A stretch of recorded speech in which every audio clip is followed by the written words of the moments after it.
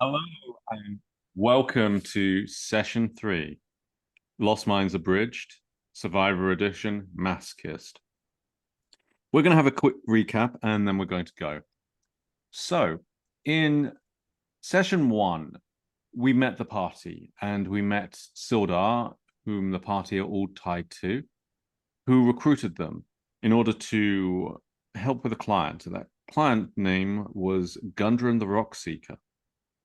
And they have been excavating various ruins, namely dwarven ruins, belonging to Clan Rockseeker over the past few months. And in the first session, they found the second part to Gundren's map, or rather, Gundren found the second part to his map. And with this second part, which was a key, he was able to locate, at least where he believes, the lost mine is. And in this lost mine is meant to be a vast treasure. And so everybody is keeping this hush hush. And the party has been hired as security. Their mission is to establish a base camp outside of the lost mine, going via the town of Phanderlin. And within Phanderlin, they are to make contact with the town master and sign off on a shipment of giant goats, which was ordered from the town of Leland, just a few days' travel away. And in session 2, the party were escorting said caravan. At the beginning, Sildar and Gundren got called away. Gundren's brother was meant to bring more mercenaries from the city of Neverwinter. But for whatever reason, something happened, and the party isn't entirely sure what, but Gundren has to go fix this mess. So right now, they're without any kind of backup or support. And their job is to escort their cart as well as the giant goat train all the way to Phandelin. And along the way, Joe Mibbs, our resident shield maiden, apparently, according to Notice, even though Joe Mibbs is Guy, saw a dragon in the clouds, a young white dragon. And nobody else saw this dragon until Joe yelled, almost at the top of his lungs, dragon. And this got everybody's attention, including the dragon. And the dragon stopped and spiraled and spiraled and spiraled. And then a conversation ensued where Notice, our resident elf mage, aka runaway brat, decided he would stand up to the dragon and start mouthing off to said dragon, and got the dragon so angry that the dragon threw an absolute temper tantrum. Meanwhile, Corvus, our resident ex-privateer, backed away into the tree line, and he wanted nothing to do with what was going on. Fortunately, Joe was able to calm the dragon down. The dragon identified himself as Lord Icespire, which was his idea of a private joke. And he told Joe that if he didn't keep a leash and a gag on Notice, he would kill Notice. Notice, however, felt pretty chuffed with himself for having stood his ground against a dragon without screaming and running away into the tree line, unlike some people who won't be named, Corvus. However, the group that they were traveling with, made up of Iverna the Nightbreeze, Talon, and Pickled Pete, as well as a so far unnamed gentleman referred to as Hat Guy. Well, Iverna was less than pleased. She was annoyed, to say the least, actually spitting fire at Joe for attracting the dragon. She was spitting fire and bile at Notice for angering the dragon. And she promptly decided that Corvus was the only sane person in the entire group and said that he was in charge of these two. And a reluctant Corvus took charge and acted as foreman, and is still slightly puzzled as to how he managed to be promoted. After a while, the dragon flying away and dropping a sending stone and saying, "Call me if you learn anything," and giving Joe Mibbs some very specific instructions about agents of the Lord of the Forest, who may or may not be another dragon. They made camp. And while they were making camp, they saw 5 orcs. And in the first session, they found 2 orcs who had been expertly assassinated. And they believed that these orcs, they had been killed surgically, but this was covered up. And it was covered up with a rather nasty slash across their midriff all the way up to their lungs. And so it looked as if they had been killed normally. But the party discovered it was, in fact, a sleeping dart. And they have yet to discover who had performed such a dastardly deed in cold blood. So Joe made contact with these orcs while the others were drawing their weapons and staring off at them, and the orcs were staring off at them, and it could have been a very lethal situation, but Joe calmed it down by explaining to the orcs that they had seen their dead. Of course, orcs don't speak elf, dwarf, or human language, and the elves, dwarves, and humans don't speak orc language in our setting. So there's no communication back and forth, except through sign language. And somehow Joe was able to diffuse a very difficult situation. And we ended with Iverna the Night Breeze coming and standing beside Corvus and saying to herself, why did he have to choose him? And that is where we left off. And we are going to begin with that scene with Corvus replying, if anything, and then we're going to take a long rest. So, Corvus, do you have anything that you want to say to Iverna the Night Breeze? Nothing in particular.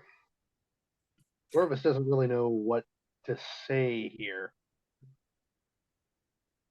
Still puzzling over his present situation. He's not really capable of providing any form of therapy, which is apparently what's needed here. Yes, to more than just Iverna, apparently. Yeah. So, do any of you guys journal? Do you keep a diary or any kind of written record or account of your travels or the day's events? Corvus does.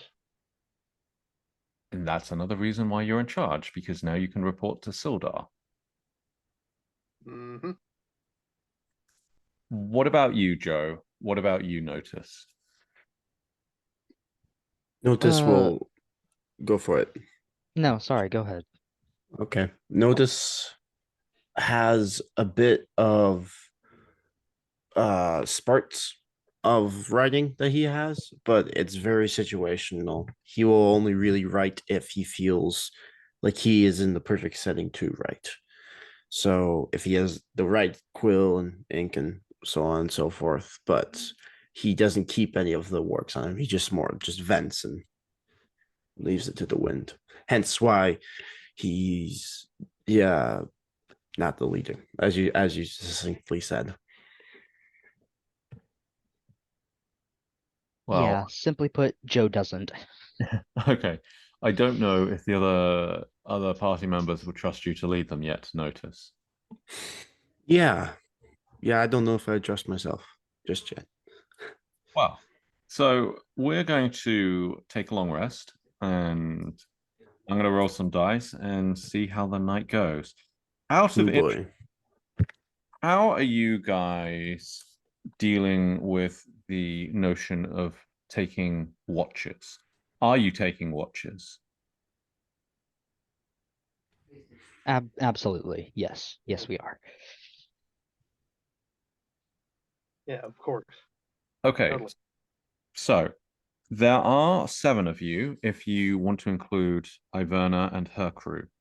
Are you going to double up with them, or are you going to allow them to take shifts while the 3 of you sleep? How far do you trust them? I'd say, well, I'd say our relationship is built on trust. If we clearly don't trust them, how can they trust us? I say we let them take their watches and sleep. Okay. And if they So need us to take a watch, then so be it. Yeah, I second that. next question. With that being said, do you want to just leave one person on watch, or do you want to have 2 people on watch? 2. 2 pairs of eyes are better than 1, so 2. Yeah. Okay. So are you going to have one of your crew and one of Iverna's crew on at the same time and just take it in shifts throughout the night? Sure. Yeah, why not? Okay. Probably best of both worlds. In that case, Iverna is going to assign each of her people to that. That guy is still nowhere to be seen. In fact, you haven't seen him for a while, not since before you saw the orcs. And Iverna is going to take first watch with you, Corvus, All right. unless, of course, you would like to substitute someone else. She's going to be taking first watch. I'll take first watch, then I get to sleep through the night once it's done. Yes. Okay, so with the rolls, and I'm going to have 3 watches. With the rolls that I have, the first watch passes peacefully. Is there anything that you would like to say or do or talk about with Iverna since she's here? It's best to let her focus, but I will ask if she's aware of the location of one of her crew. So she shoots you a look and she says, he's something of a scout. He comes and he goes. He's probably trailblazing, and her eyes drift off into the distance. And then she stares into the fire. And the fire has been banked, and everybody's eaten and bedded down for the night. Particularly the goats, which are rummaging and making snoring sounds. And these Oh, they snore loudly. I mean, they're the size of ponies. right. That's fair enough. Would be nice to know what's ahead of us, I suppose. She doesn't answer directly, but allows the silence, the comfortable silence, to answer for her. And she takes the stick, the pointed stick that she was using to stir the fire, and she pokes at one of the logs. And then she looks up at you and she says, with what happened earlier, there can't Yes, be a repeat of it. I am well aware. And don't worry, there won't be. And this time, there's only weariness in her voice. There's not the sharp discipline that you've come to expect from Sildar and those he's trained. She doesn't have the posture of a soldier right now. She just looks like a young woman who's carrying a great weight on her shoulders, and her eyes are tired, and it's not physically tired.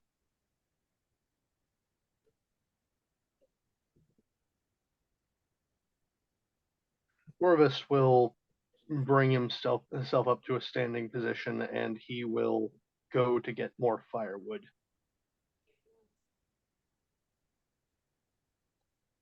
So And he figures she's probably having a moment and doesn't really want to interact with him.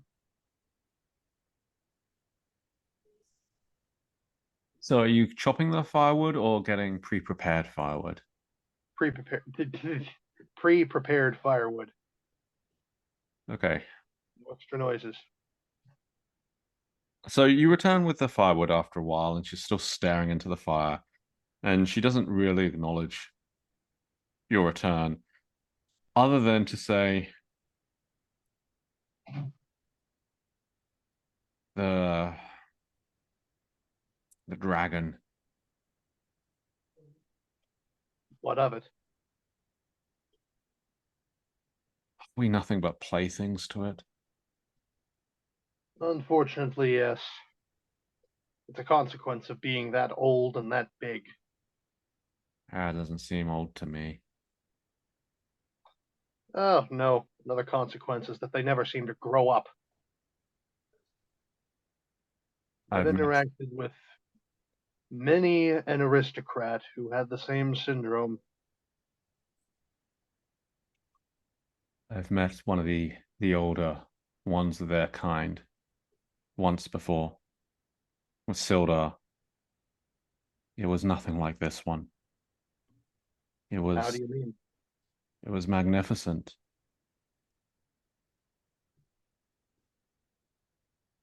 Oh, well. They tend to be more similar to their lesser counterparts than they would like to admit. Some are intelligent, magnanimous, charismatic, and wise. And with them, as with humanity and any other race, some are simply immature, loud, and brash. She chuckles softly. Yes, I suppose you're right. Indeed, I am. It was supposed to be simple. Just escort some goats from one town to another. Get Our paid. life is seldom simple.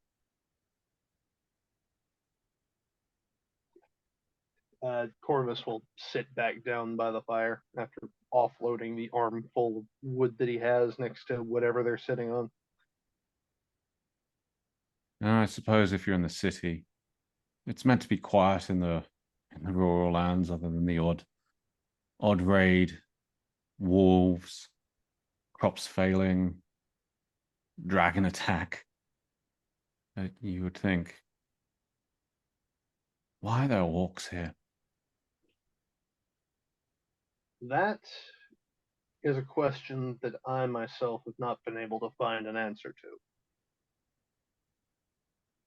I don't recall any living in this region before, but perhaps In they were always there and just recluses, or perhaps something deeper is going on. in the Frankly, I hills, have no idea. in the hills, certainly, in the cliffs, on the mountains. What did he call himself? The dragon, the white one, uh, Lord Icespire? Yes. He seemed to think it was some form of joke. Well, there is Icespire Hold. Indeed. I will agree with him that it is a joke on the grounds that it's a rather stupid name, but aside from that, I fail to see his humor. I wonder if his presence has anything to do with the orcs. It is a distinct possibility. She pokes at the fire again. We're not equipped to handle. Maybe with 10 strong arms and flintlocks like yours. Corvus will draw out his pistol and look at it in the firelight. Maybe. It's not something to be relied on, though. It's difficult to reload with any degree of speed.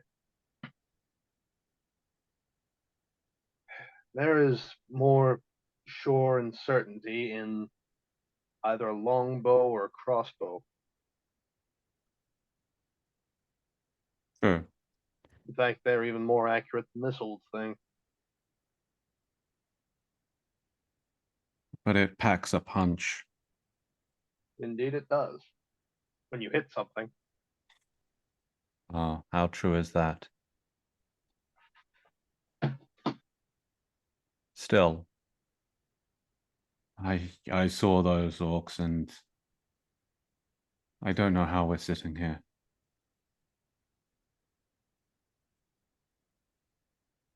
Oh well. Barbarians aren't necessarily berserkers. Hmm. They apparently didn't want any pound of flesh from us. We didn't want one from them, so where was the conflict? And yet, how often do we see the conflict? But who truly is the barbarian? Indeed.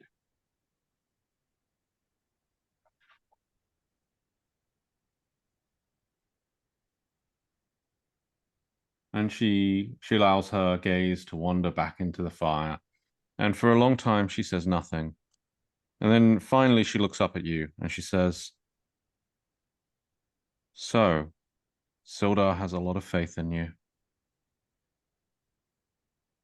It would appear so. And her smile is slight, tight. Her eyes are pained.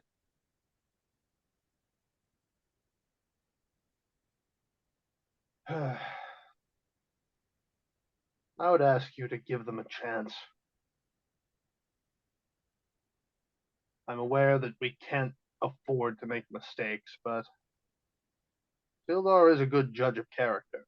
I've known him long enough to know that for a fact. Really? Is that what you think? And she laughs bitterly, softly. No, it's all I've ever seen. Sildar is a good man with a kind heart. He sees the best, even when the best is hidden. Then that would make him what I just said he was, a good judge of character.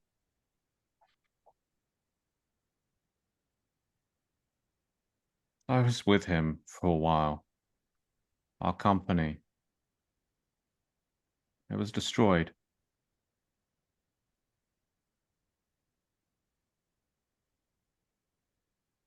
He was younger then, much younger. He was attached to us. And when the two officers that led us went down, he stepped in. We fought back to back.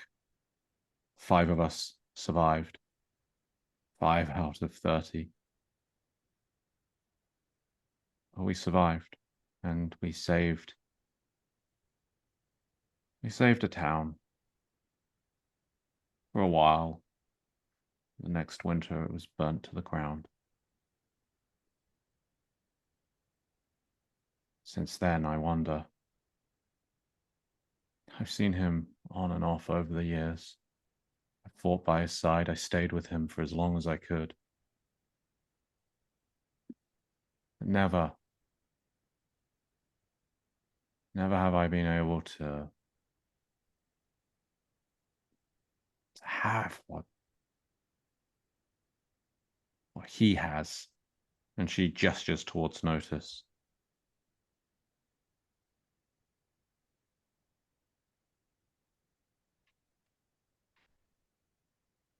Well, that may be, but you do have a significant amount that he doesn't. Namely, judging by the events of earlier, common sense. Oh, Sildar, he always loves to mend the bird with the broken wing. Train it, then release it, let it fly. I guess it's a compliment. If he doesn't think that I need so much tending. That's probably the healthiest way to look at it.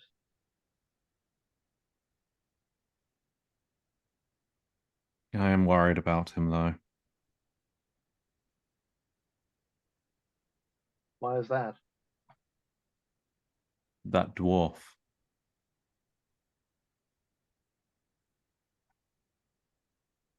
Why would you find the dwarf questionable? It's not him, it's what he searches for. We we hear about him, the famed rock seekers. They go up and down the mountain range, searching for their lost holds, their clan, searching for tombs better left forgotten. Sildar, he'd want to help.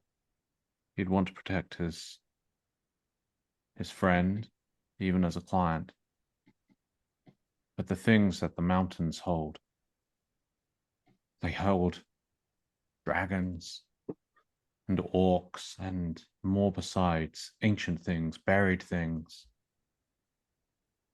I fear that he will unearth a tomb, and within it will hold something, house something that not even Sildar. I wonder if he is searching for one last battle. Perhaps. I can't blame him.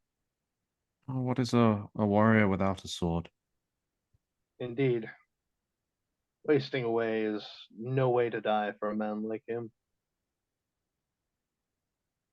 I am afraid that he will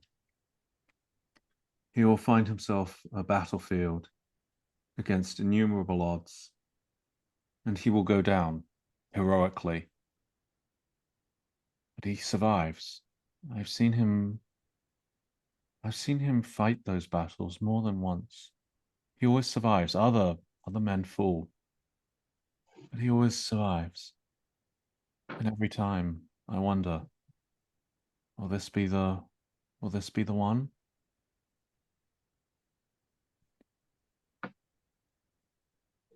Hmm. So he bets his good fortune against the hands of fate, then. Eventually it will be the one, but who am I to ask him?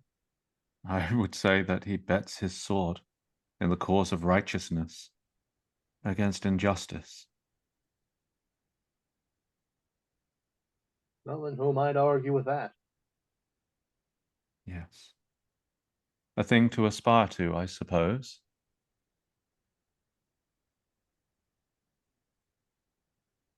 That's those types that legends are written of. At least the ones that people actually like to recite. Yes. And what of you? Will they sing one day of Corvus? No, not likely. I've survived as long as I have by knowing when to be a coward. So there's likely never going to be any epic poem written of me. The one who Perhaps it'll change yet, but for the time being, that's how I intend to lead. outwitted a dragon?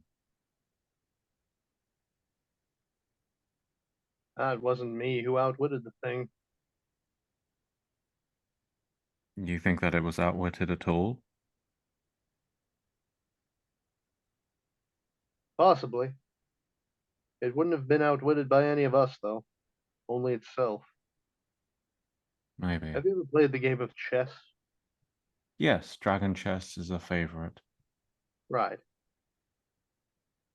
This creature sees us as pawns, correct? Yes. And itself as the king. An interesting aspect of the game, though. If you underestimate the pawn, you have already lost. Our pawns become kings. Indeed. But pawns are also very expendable. That's why it takes a wise player. Yes. So who's playing our side of the board? I I trust that Sildar will do everything to ensure that the goals are met. I trust him. It's few I trust. Trust him. He's never given me any reason to doubt him in anything. So I'd concur. I wonder how he will see this dragon. He may hunt it down and slay it, or be slain. I suppose we'll have to see. Well, if you do want to go dragon hunting, there are a few finer blades I'd rather have at my side.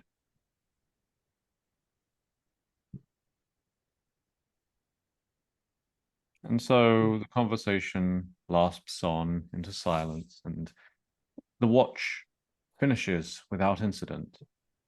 And she stands and she nods to you, Corvus, and then she goes and makes her bed between two of the giant goats. So, Notice or Joe, who would like to take next watch? Go for it, Notice. It was good to rest, even though it was for only a brief time. And Notice will get up, needing the little bit of sleep out of his eyes, and walk over to the fire and just before sitting down, sort of stretch and look around in the dark. He's got dark vision, but he's not staring intently. He's just surveying if anything is like extremely changed at the campsite, and then he'll sit down.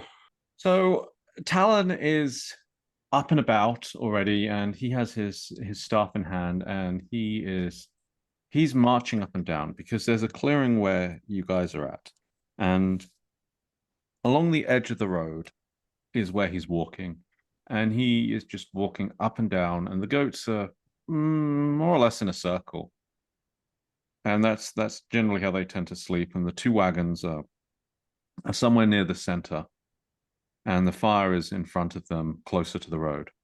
And so, while you notice they're sitting at the fire, he's just marching up and down along the edge of the road.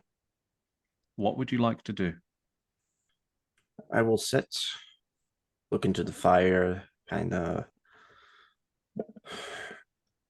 rock back and forth, thinking about what to do to pass the time.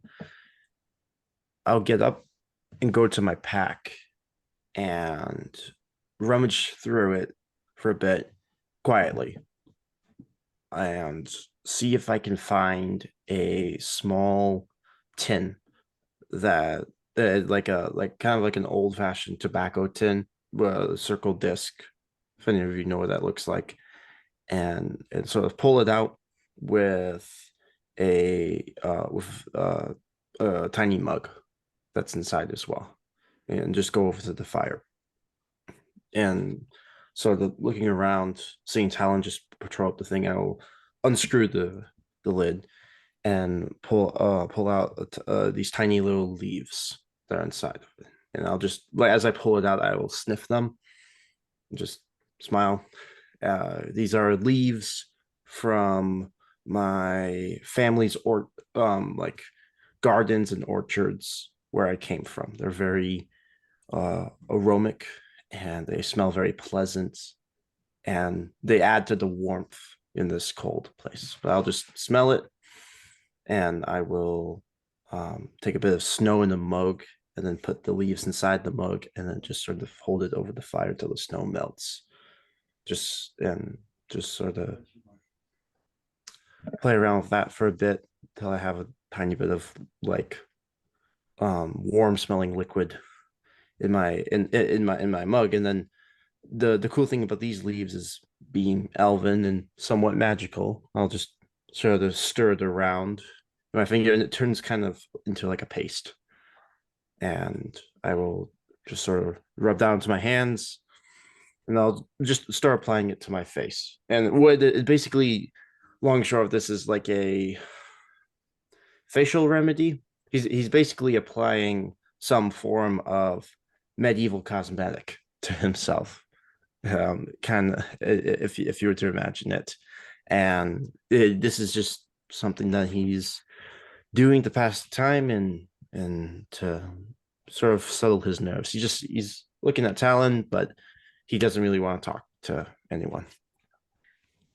Okay, and this continues, and Talon marches up and down, and he stops at every corner, and then he looks around and he keeps on marching. Make me a perception roll while your face is covered with this salve or balm.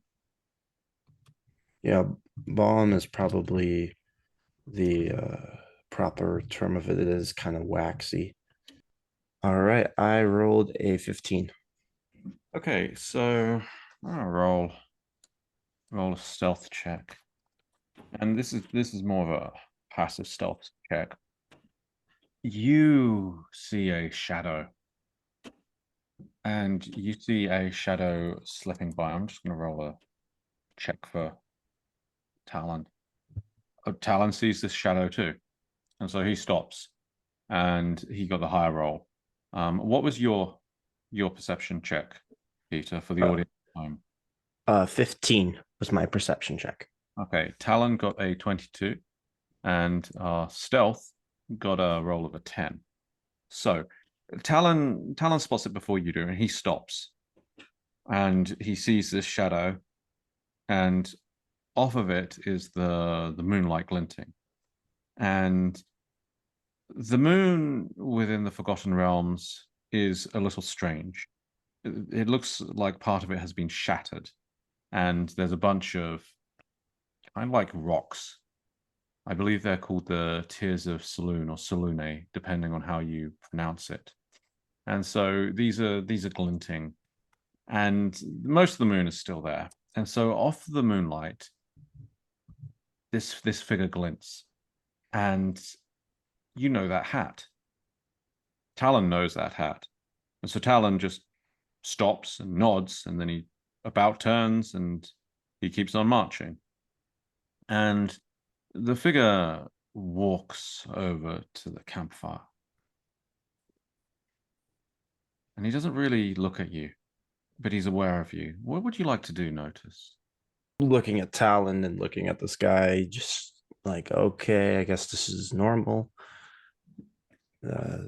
Hi, how you doing? The figure looks at you, and then looks back at the fire. Now, in the firelight, you see more of his features, and you noticed him lying on the hay before, on the hay bales for the giant goats, which some of them are munching currently. Most of the goats are sleeping. Some of them are having a late night snack. But this guy, he wears a facial scarf, like a kerchief, and he wears this broad-rimmed hat, and he wears leather gloves, and in fact, every part of him is covered except for the part around his eyes and his forehead. And it's at that point you realize that his skin is dark, and it's like the color of charcoal.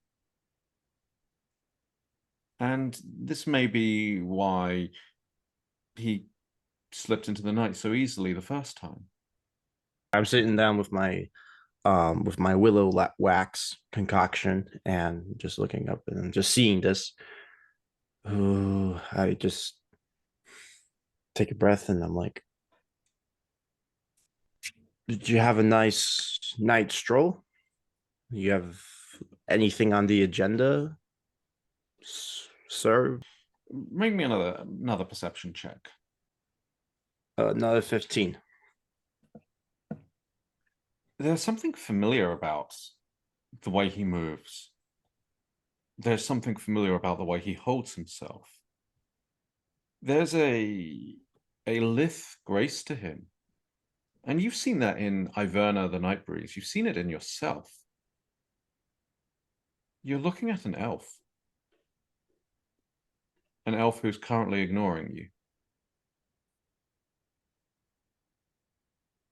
Wow. Well, okay, sir. Uh, may I just say, who are you? You're you're you're a dark elf, aren't you? He turns and he looks at you, and his eyes are piercing, they're steely, and they seem to light up. And they were kind of grey before, but now they seem crimson, as if the emotion awoken within has changed his eyes. And he looks at you. And he says, "What is it to you?"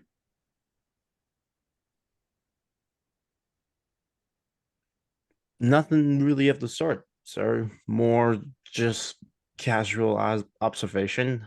I'm known for it, but also, uh, if I do say so, I haven't seen many of your kind. More heard about your kind and stuff that goes on deep beneath the ground. So forgive my shock when I've seen someone of your descent on such a quest as this, such a merry band of whatever, you know.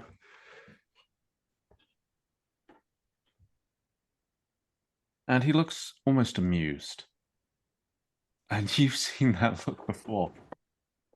That same look was in Lord Icespire right before he threatened to kill you. And you can't see if he's smiling with his mouth or not, but his eyes are amused. And he looks at you and he says, "Do you believe every fairy tale they read you in nursery?"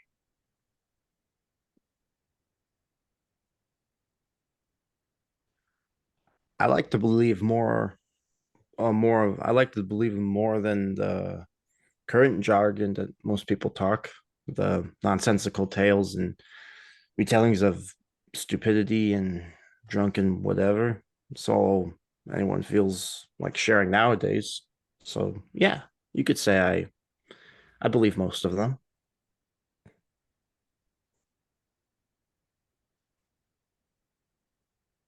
And his eyes rest on you, and the silence stretches on. And then he clucks his mouth, slightly in irritation, slightly in disappointment, but there's a vexation there, and you get the distinct feeling that this is someone who, in human terms, is an adult deciding how he should deal with a 5-year-old, and whether or not it's even worth talking to you.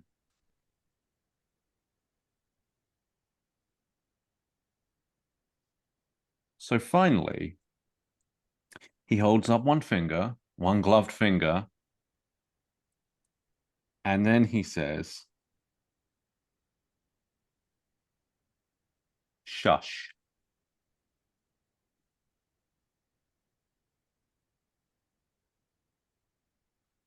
Uh,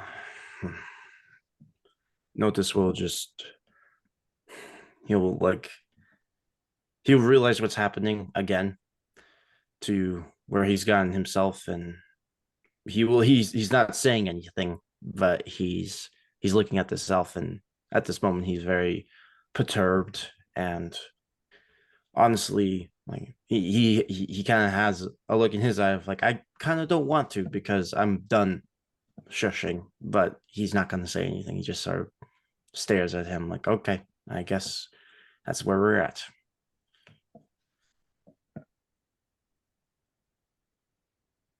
And then he says,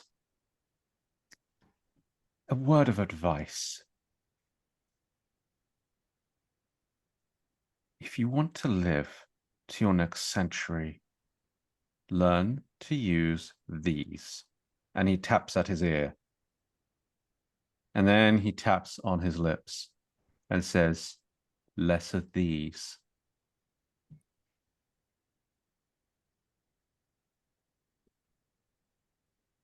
And then he walks away.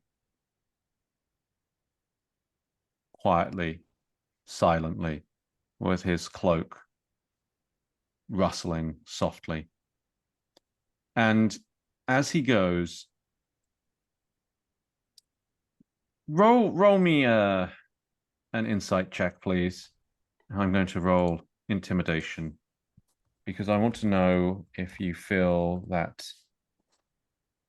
you should really how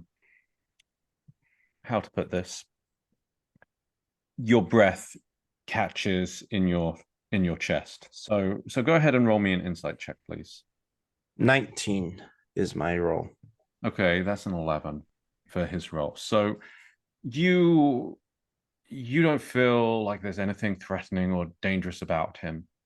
In fact, you feel the same way as when you overcame the dragon. Why should you listen to this guy? Presumably. I mean, you're welcome to feel whatever you feel. It's your character. No, that's very much the wavelength of this, you know. He's writing this, he's done this song and dance once already today, that he's willing to go down this same path of rationalizing and justifying. Like, all right, well, whatever, you know. So, character question. Are you going to take his advice or not? For the remainder of the evening, like I've my wax, so what does it sort of seals down on your face, and then it's like a face mask you can like peel off, and it just removes any of the moisture and stuff. Sorry, not moisture, removes any of the dirt and excess from the day. So he'll just sort of sit and wait for that to happen, peels it off, and just look around, go put the stuff back in his bag, and just stare up at the stars for the remainder of his time and think back to the tales of the celestial beings of the night, and how they just fly across the ether and the astral planes, and how freeing that would have been if he was just born that instead of quick to speak, slow to hear, heir to something he didn't even want in the first place. Very brooding, very just, I just wish I was something else. No, you know what the old saying is, be careful what you wish for. So do you want to engage with Talon or do anything else? Otherwise, we will move on to Joe Mib. Nope, he's all good. He's gonna just sit and brood.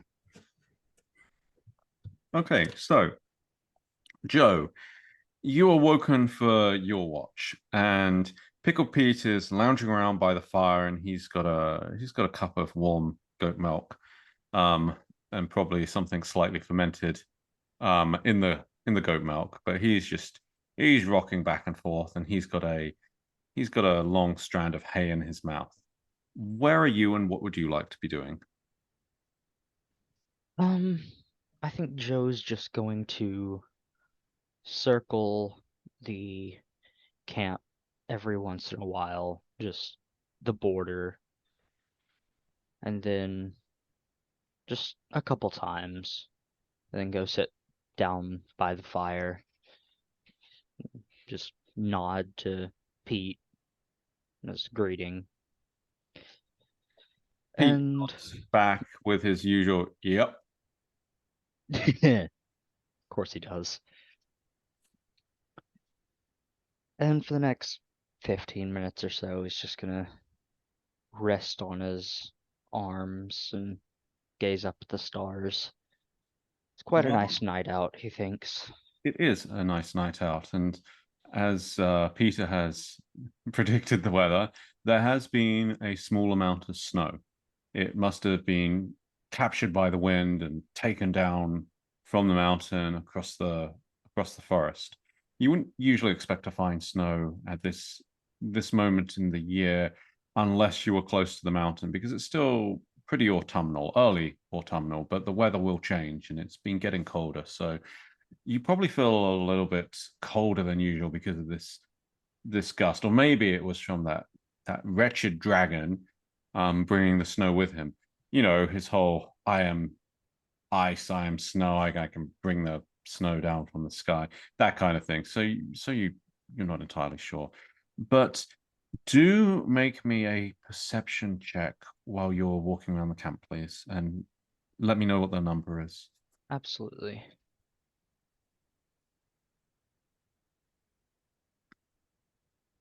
That is a 6. While you're looking around, you don't see anything in the trees. You don't see anything untowards. And so, what's your passive, by the way? My passive would be a 13. Okay, 13 is high enough. And so, while you're actively looking, nothing catches your eye. Everything is fine. You don't even see an owl or hear its hoot. But your passive does pick up something, and you glance over. And as I mentioned previously, the goats are kind of in a big circle. And Iverna the Night Breeze is nestled between two of them. And then you see Hat Guy. And Hat Guy has, shall we say, he's on the ground on his side beside Iverna. And he's using his elbow to prop himself up, and his face is in one of his hands. And his other hand very gently tucks one of Iverna's braids behind her ear. And you notice this, and you notice his gloved hand smoothing her hair. And then you see him reach over and press his lips to the top of her head. Now, I don't know if you know that elves don't actually sleep. Elves meditate. And this is a thing, the reverie. But she is so accustomed to spending time with humans that her idea of entering the reverie could easily be mistaken for sleeping. And then you see Hat Guy slowly stand up. And he heads space between the goats. And he is relatively close to the direction you're heading. What would you like to do, if anything? I would like to slightly change my path and walk next to him. Hello. He looks at you. And he raises an eyebrow.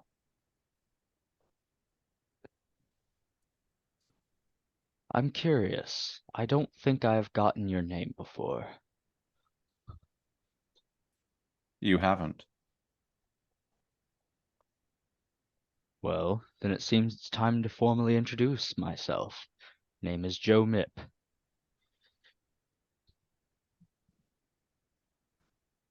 And there's a long, long pause. And he looks at you. And he says, Nazaire. It's good to meet you. And then he chuckles. Says, tell me, what was your plan with the young winged serpent? Honestly, I spoke before I thought. Or rather, yelled before I thought. I have a habit of doing that, one that I'm trying to break. something of a pandemic around these parts, I fear.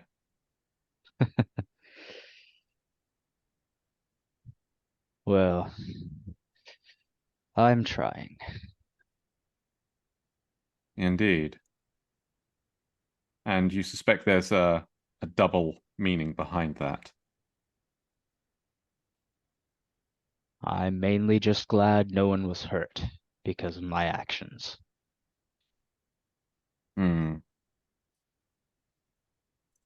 It's not as hard to take them down as most people think. Really. Speak from experience? Sit. He gestures. I do. And he sits with you. And he picks up a stick from the ground. And he tries to scratch something. And then he looks at the stick. And then he draws one of his daggers. And with the dagger tip, he sketches out something which looks like a cross between a crocodile and a dragon. And then he draws what looks to be a man in a suit of armor. And then he says, "Where would you strike?" And he points at the man.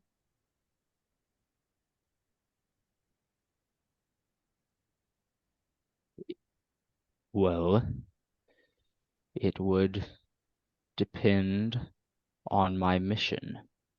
Am I trying to take him alive, or am I trying to kill him? You tell me. Well, if I'm trying to take him alive, I would sweep his legs out from under him if possible, and then lay a blade to his throat. Good. If I were trying to kill him, I would simply, well, honestly, it would depend on the circumstances. What I had, where I was. Let us say I was in a forest, and I don't know, I had nothing but a bag of rocks. I would cast a spell at him, probably conjure barrage, and rain down hell before he knew what hit him from the trees. Nazaire shakes his head and says, "Wrong." How would you do it then? Like this. And he draws the bag of rocks. And he also draws the forest floor. And then he says, "The feet, momentum." And then he draws a pond or a swamp. And then gestures that the man in full armor would trip and fall and presumably drown. Then he says, "Or like this." And he gestures to what you can only assume is a rope or a garrote, given his rather crude stick drawings, around the neck. But then he points the dagger tip at the visor. And then he points at the elbows. And then he points at the armpit. And then he points at the back of the knee. And then he looks at you to see if you understand. Go for the joints and the exposed places in the armor, right? The weak points, yes. A Yes. dragon and a man in armor are the same.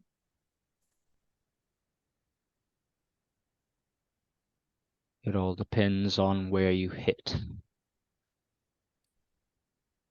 Where do you think the dragons are unarmored? Well, the most obvious place I would say would be the eyes. Then, depending on what kind, their habits, so on and so forth, the underbelly. Wrong. Where then? The eyes, yes. And then he opens up the dragon's mouth with his stick drawing and points with his dagger.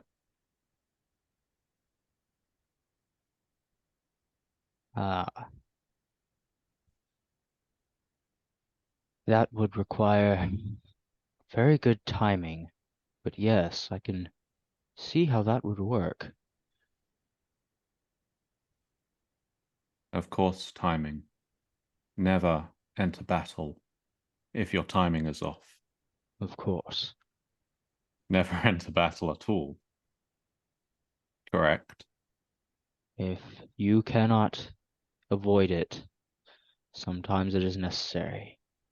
Sometimes, yes.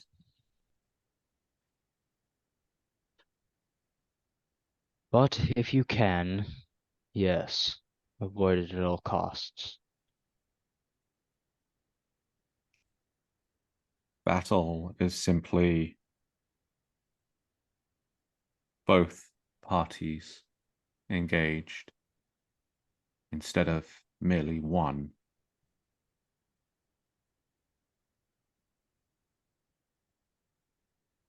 Roll me an insight check. That is a 17. Okay. I would have given you advantage on it, but 17 is high enough. Okay.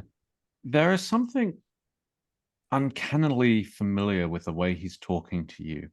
It's not so much his tone of voice or even his voice or the man elf who is talking to you. It's about how he is talking to you. You understand this. You know this. It speaks to you. It speaks to you very, very clearly because it's your language. You're talking to someone who is in the same trade as you. Now, whether he is playing for keeps or whether he is bringing them in, you understand when somebody is in the game, so to speak.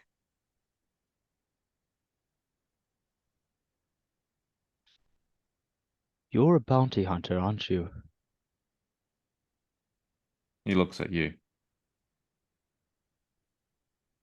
and then says, wrong.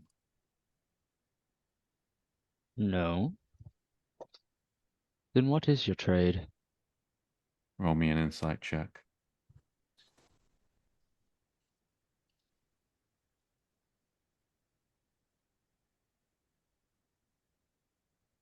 "17 again." So with that, you know, and perhaps there are more than merely two, but you know of two. Those who bring them back alive or go after exotic prey, and those who leave them where they met them, so to speak.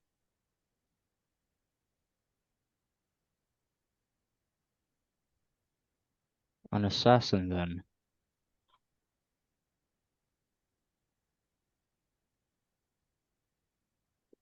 He makes silence his answer.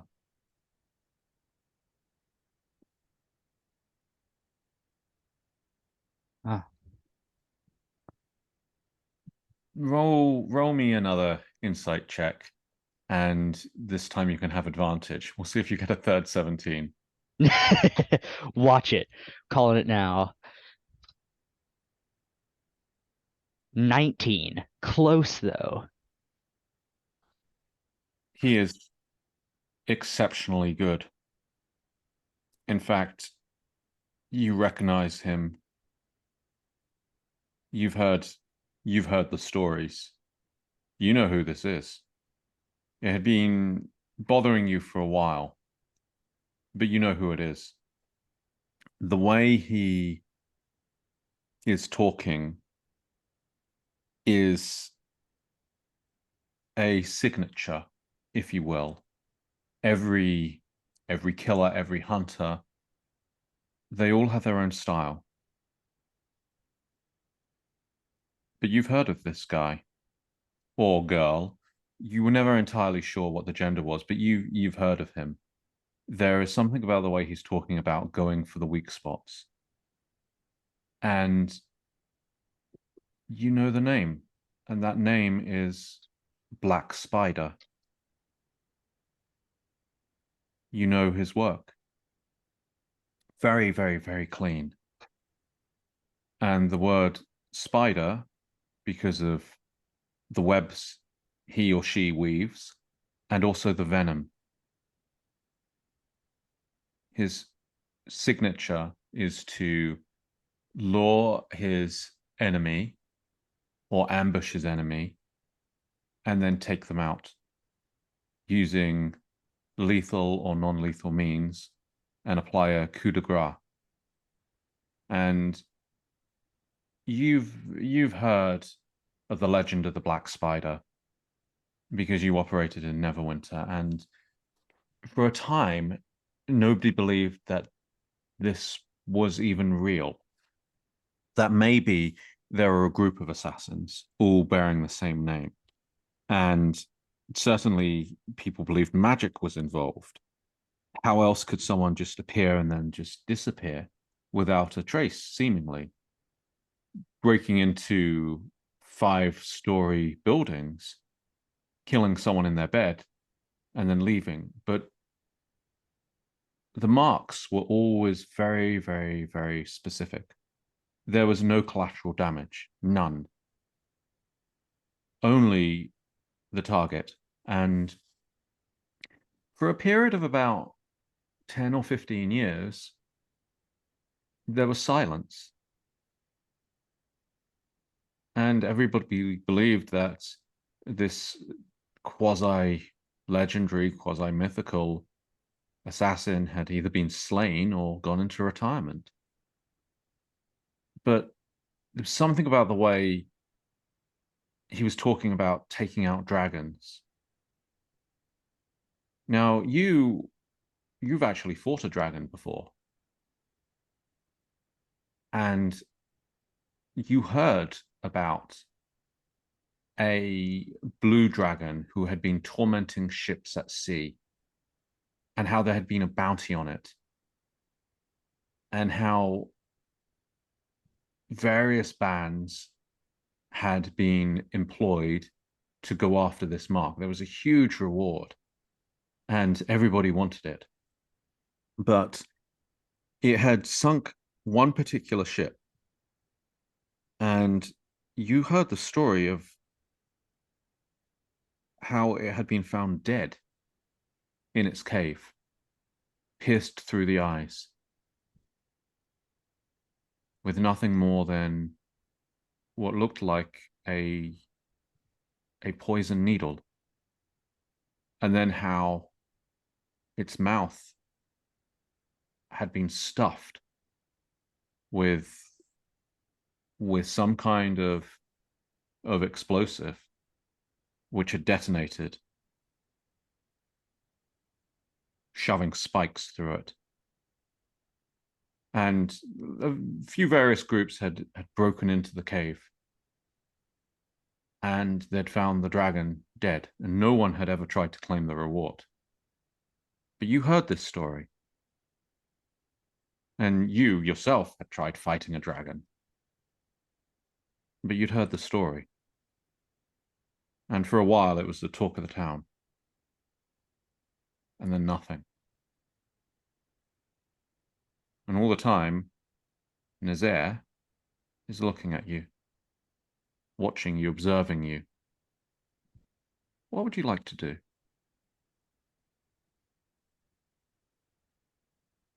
I look at him in the eyes, and just to be absolutely sure, I say, "You're the Black Spider, aren't you?" He looks at you and says, once.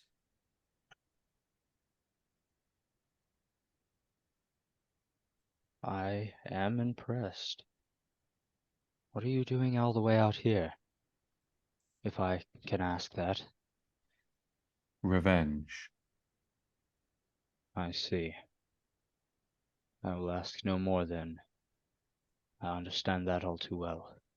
He looks at you and says, my people. Orcs. Ah, My wife. I am sorry.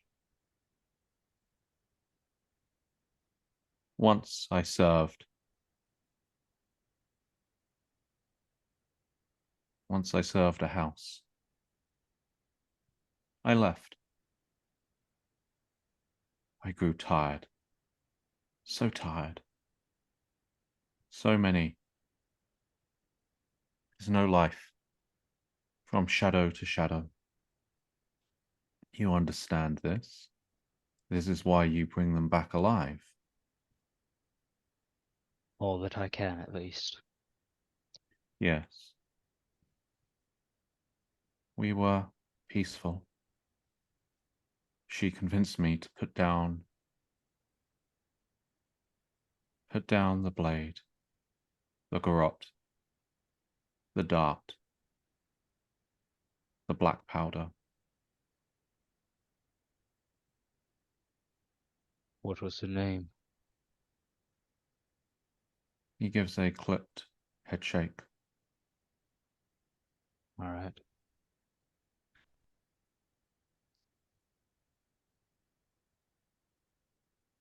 I will begin again. You should join me.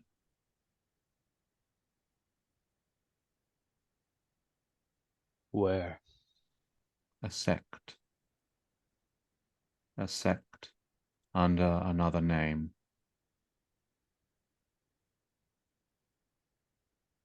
What would that be?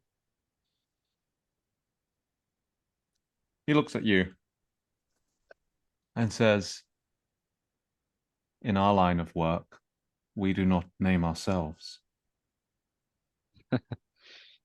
How right you are.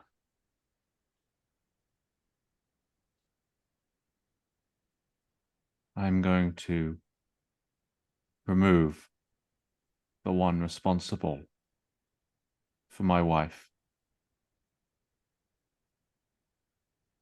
And perhaps that overgrown child. Depending.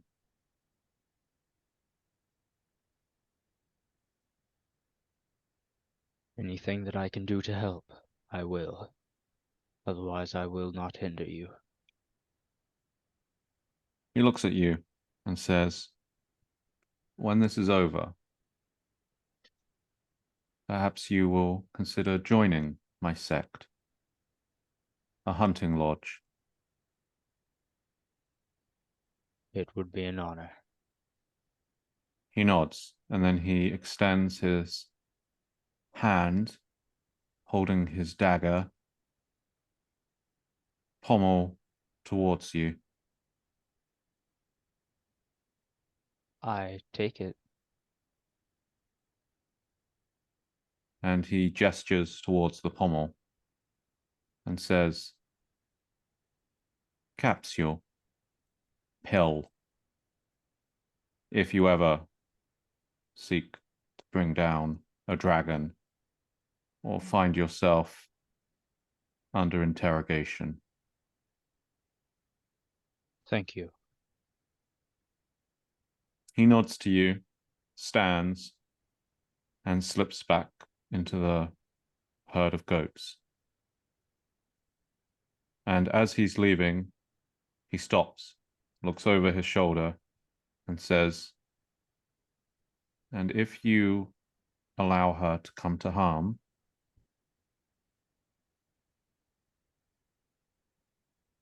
I simply nod. and he nods to you. and steps into the herd of goats. Now, what would you like to do?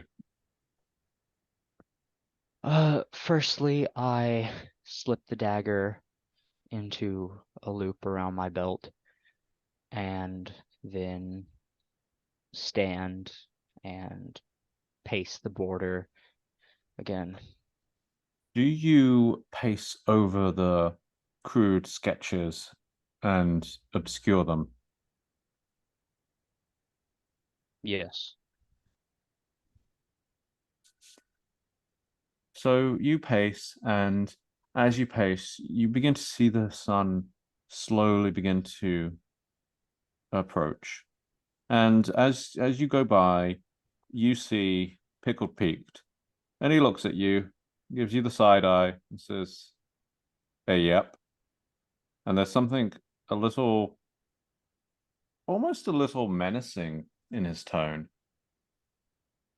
And from the cadence, it's almost as if he's agreeing with the Black Spider. And if you allow any harm to come to her, then you also have Pickled Pete to deal with, such as he is. What would you like to do?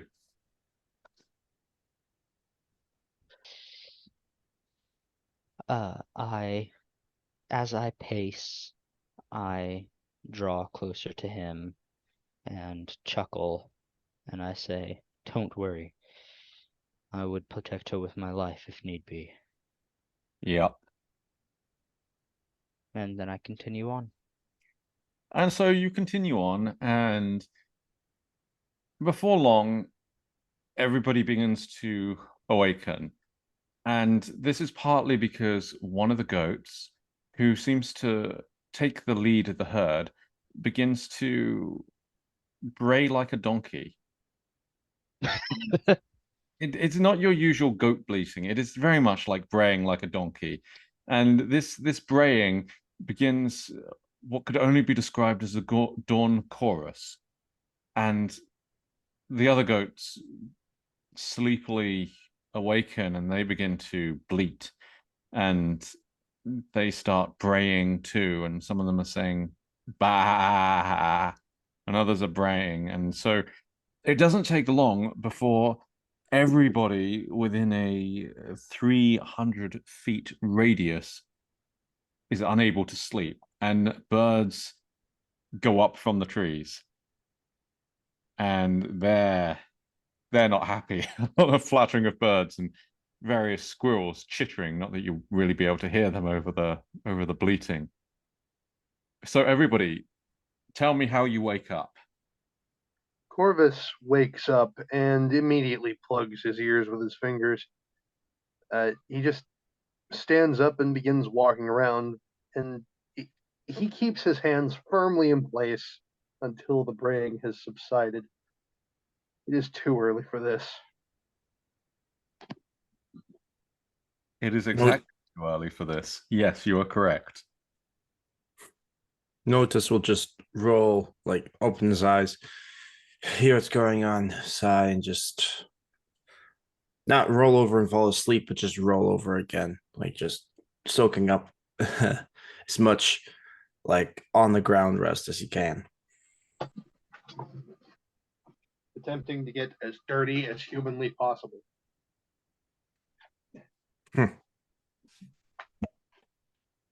And you, Joe, you are probably already awake.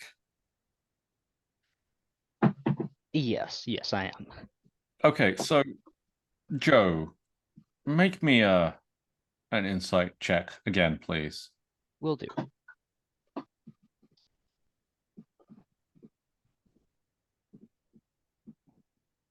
Dirty 20. Wow. I'm getting really good rolls tonight. Yes. So Watch next session be just all ones and twos. don't jinx it. Or with next combat. Yeah, right. Well, speaking of that, anyway, Oh no. so your insight, you realize as you were wandering and presumably wondering and puzzling over, you have just met someone who never reveals himself to anybody, and those he does, by tradition, are either taken on as apprentices or killed. Aside from this being a huge, ridiculously undeserved honor, there is something else. The word orc sticks in your mind, and the two orcs on the road with the roll of a dirty 20 that you found earlier, and then the one that you gave your shield to. Well, where was Nazir when you were talking to the orcs? And you were sleeping, and when you saw him, he was by Iverna, but you don't remember seeing him by Iverna on the first few laps. I figured as much.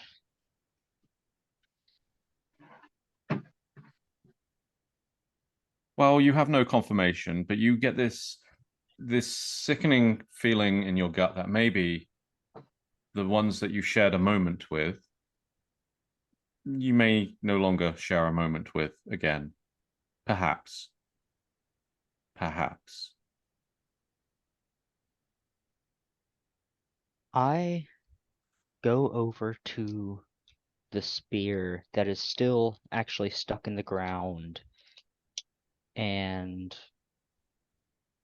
I'm going to pick it up and snap it off at the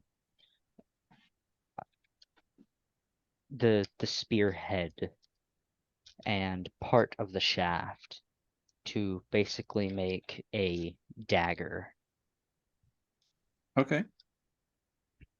and then stick the rest in the ground as hard as I can.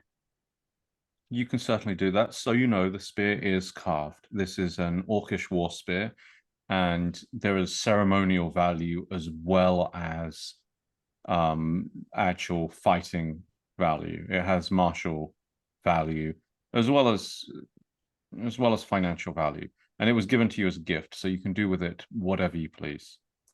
Why not keep the thing whole? Yeah, that's true.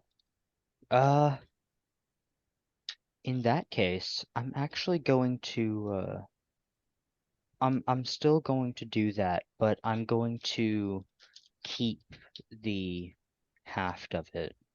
Okay. Well, I'll turn that into a quarterstaff or something later. Okay.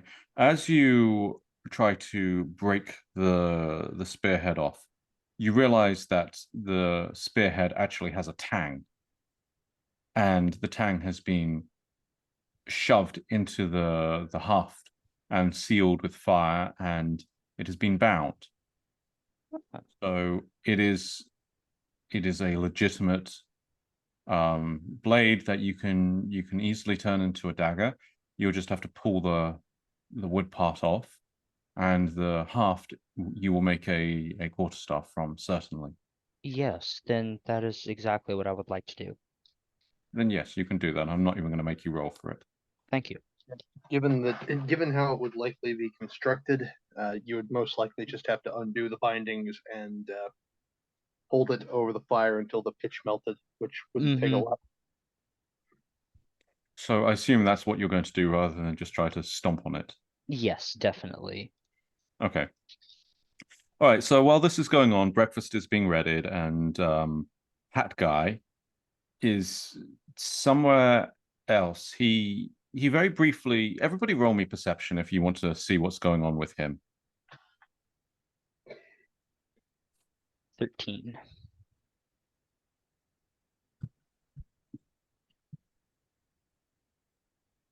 Oh, 16.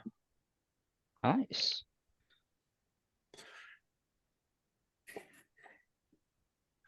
And yours, Pius? One moment. Of course. Okay. Unless you can beat the roll of a 26, which none of you can. Or not. And Pius at 16. Then then no, you don't see what goes on. However, to our audience back at home, Nazir the Black Spider,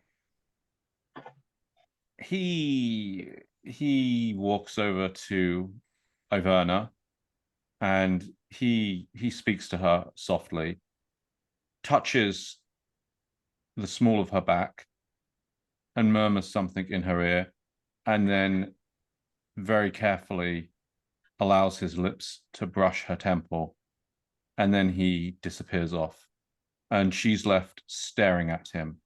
And I'm going to make a roll for her and see. That's a 19. Wow. So none of you guys actually see her staring after Nazir, or the way she's not quite clenching her fist, or the pained look in her eye, or the way she's not quite biting her lip, but kind of. Anyway, she marches out and she starts issuing orders as if nothing has happened, but there's a slight cut to how she thrusts her finger this way and that way as she's pointing and demanding people break camp with her wordless glare. And she's constantly looking in the direction that Nazir left. And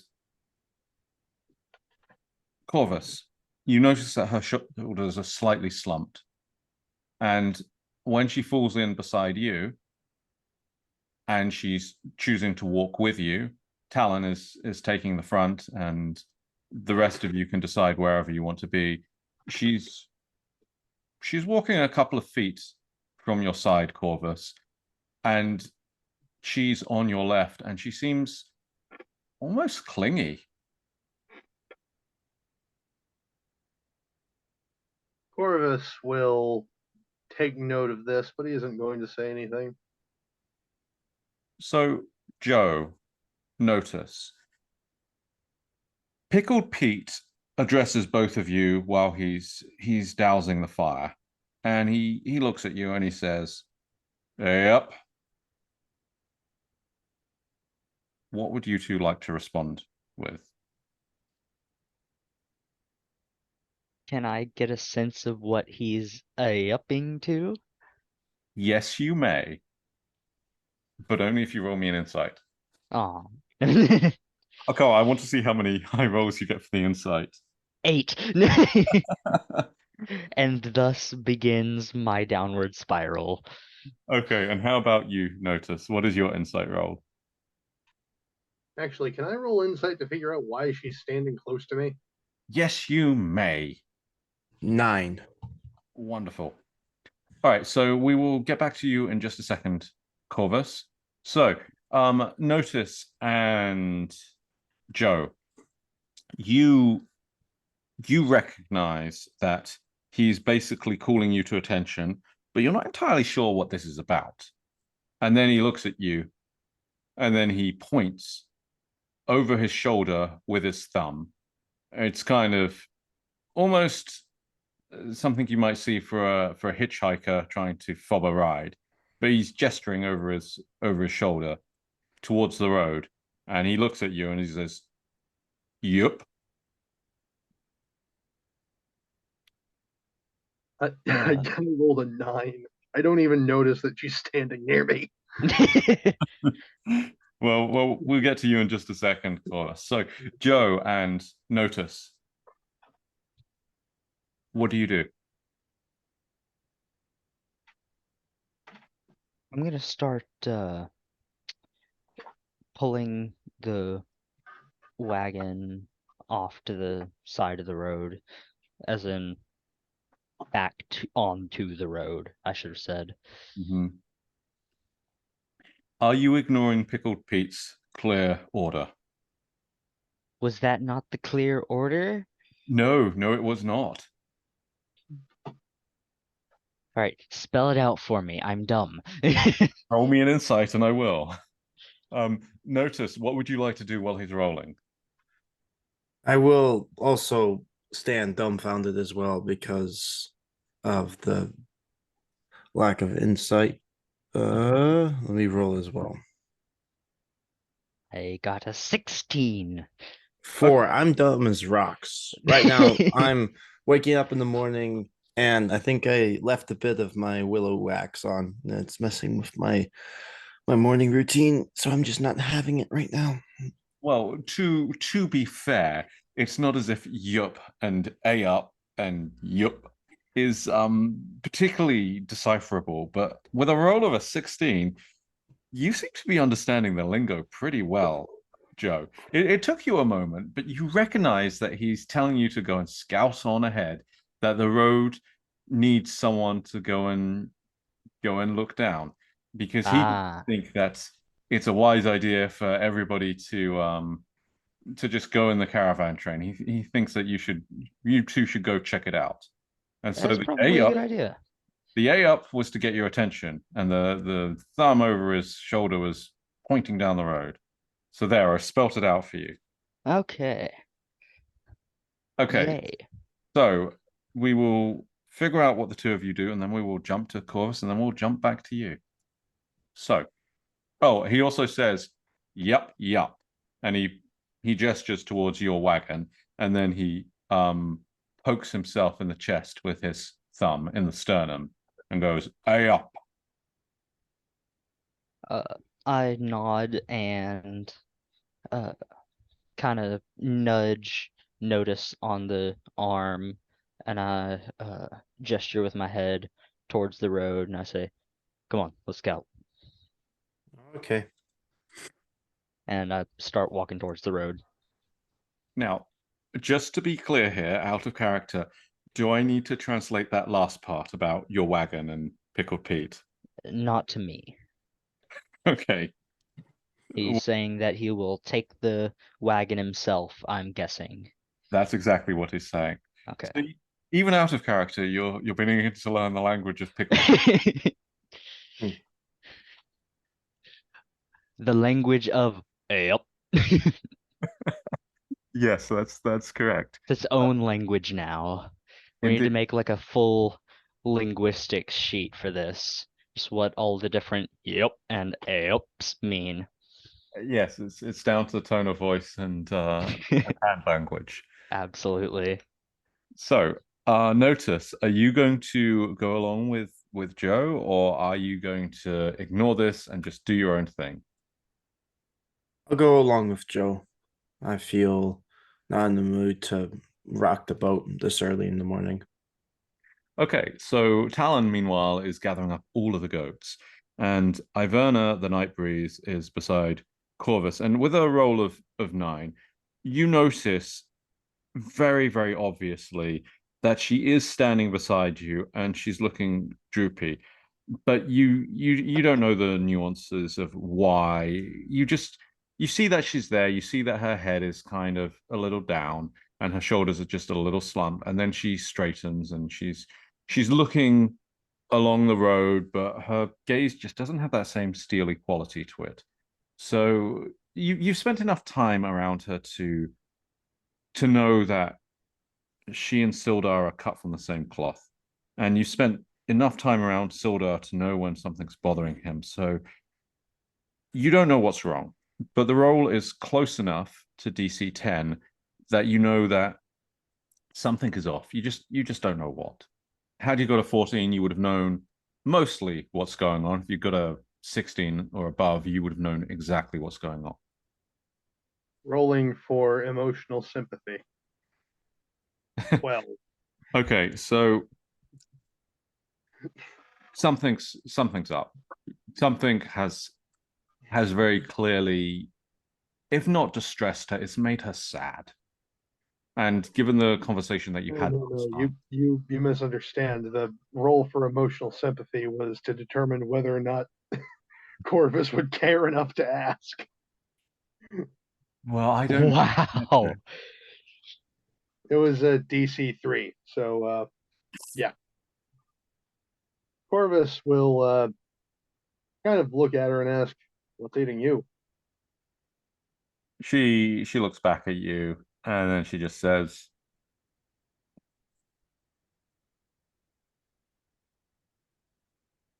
I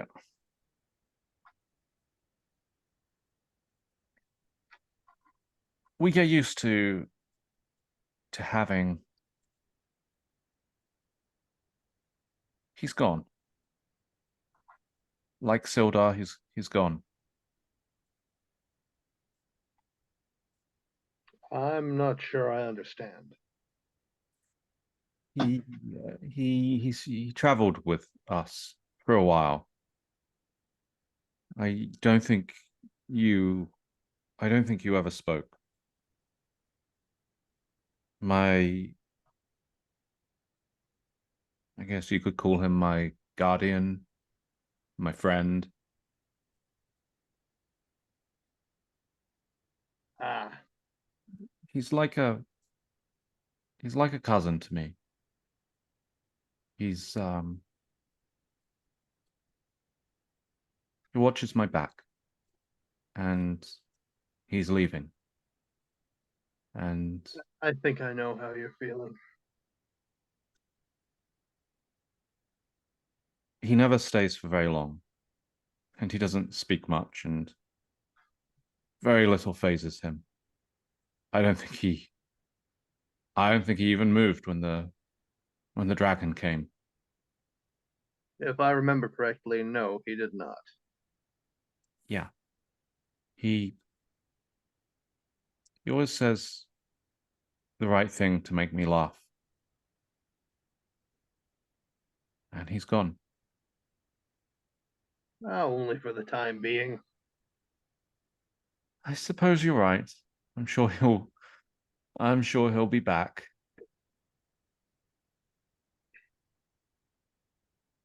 Well, That's the way to think of these things. They may be gone for now, but don't think of it in those terms. I was hoping that Sildar would join us. I was hoping they've journeyed together before. Seldom, but they've journeyed together before. It would have been their fourth trip together. I want them to like each other. I want them to get along, and I was hoping we would sit down around the fire. It's a 2-day journey, maybe 3 days. I was hoping to sit down around the fire and exchange stories, maybe play a hand of cards or liar's dice. Just sit and be family. Just Have they had issues in the past?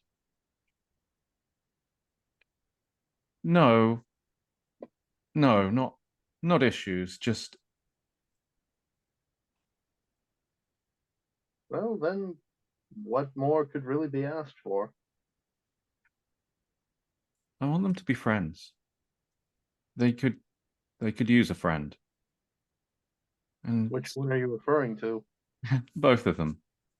Fair enough. Sildar could use a good friend, and he could use a good friend, and they'd be good for each other. Maybe. Sildar seems more the type to have lackeys or apprentices than friends. So does he. They I'll say have to take your word for it. it's lonely being the one in charge. Did I understand that you once served aboard ship? I've served aboard several, but yes. The captains, were they had their officers, surely, but they must have kept their own counsel, kept to themselves. Oh, yes, absolutely. So it is with him and with Sildar, and it would just be nice if they. And she shrugs it off. Well, let's head on to Phanderlin. Did you want to join your two? And she gestures to Joe and Notice as they heading past you and heading further down the road. It would probably be best if I did. Those two need to be supervised. As do these two. And she gestures towards Talon and Pickled Pete with with a sweep of her head. Safe travels, my friend. Corvus will smile and respond, safe travels to you as well. I will see you at the end of the day. Well, just keep the road clear for us. And if you see anything, let us know. Check in a couple of hours or so. I will make sure that if we run across anything serious, that we will draw all of the attention.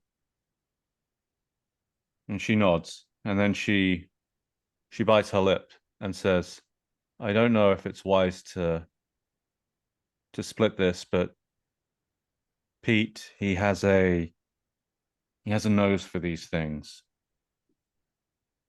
If he has sent your two on ahead, then there must be something. He has I guess you'd call it a weathered knee. He knows when there's a storm coming. Well, that's good to know. I suppose thanks for the forewarning. If his liver doesn't give out first.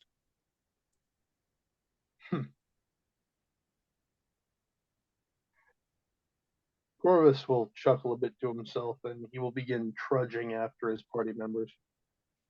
So the three of you head on down the road.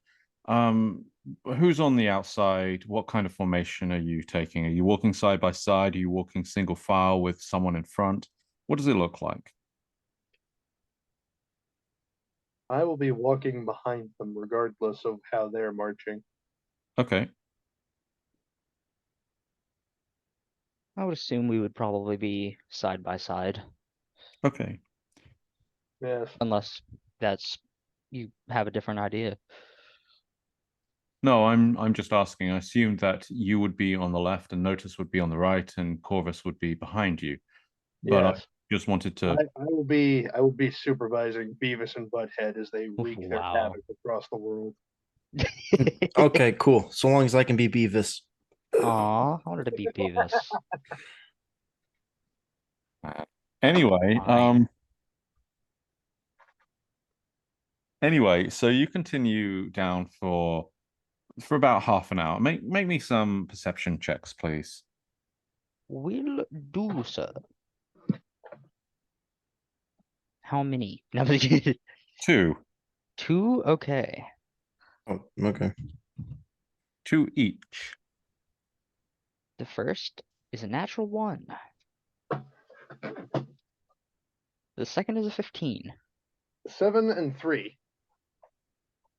Dirty 20 and then a 19. Okay, well, Dang, man. I'm giving you guys advantage because you've been forewarned that, a potential storm might be coming, and so you've been told to go scouting, and so your eyes are peeled and whatever. However, you, Corvus, you're so presumably consumed either by your own thoughts or about not breaking their necks or something. I don't know what's going through your head, but whatever the reason is, you're not really paying attention. Corvus's skull is just completely empty, with the vague echoes of the Andy Griffith theme echoing around his temples. Understandable. It is a catchy tune. Mm-hmm.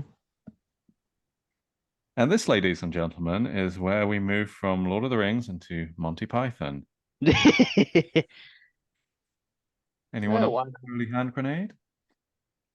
Hey, who doesn't like a little bit of comedy after all that intense emotions? Mm-hmm. Well, as it so You. happens, your rolls are good enough to see a girl lying in the side of the road, or by the side of the road, next to a tree stump. And Her dress is dirtied. It was once a kind of off-white because the clothes that they wear are off-white, and it has been muddied, it has been scuffed, and her shoes are also scuffed, and she's lying by the side of the road, and she's clutching her face in her hands, sobbing. Her hair is golden, and she is crying to herself. Her elbows are scuffed, her shins look scuffed, and yeah, she looks like she's somewhere between the age of 17 and 23. At this stage, it's hard to tell, and you notice you're an elf, so how much you pay actual attention to humans is up to you. You Joe Mibbs, you're a bounty hunter. You just see that she's a young woman, and everybody roll me insight. Me as well? Or what? Everybody. Okay. 11.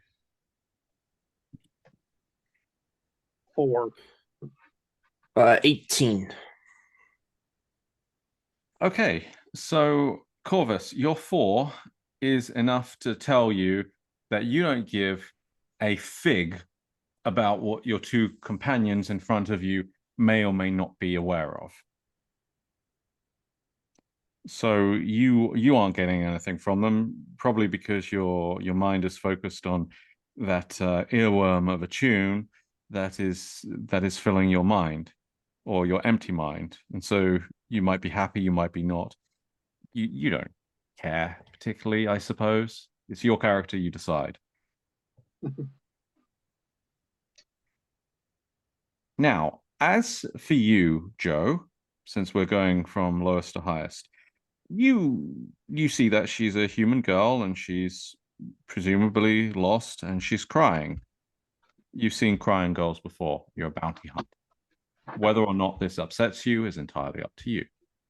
You notice with a roll of an 18, you feel something is wrong. Something is very wrong.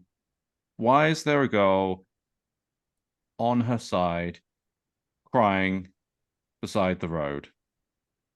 You feel that her emotions are overwhelming, and your curiosity is piqued, and you feel something is very off. What would you like to do?